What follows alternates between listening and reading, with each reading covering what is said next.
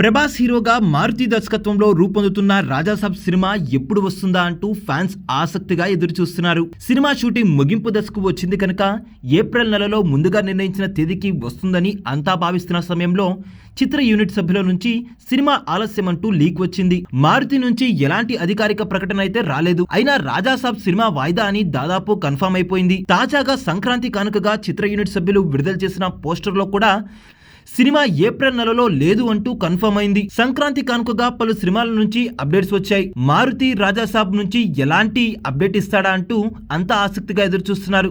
ఈ సమయంలో Prabhas decent look ను షేర్ చేయడం ద్వారా ఫ్యాన్స్ కి సంక్రాంతికి పెద్ద కానుక ఇచ్చాడు మారుతి.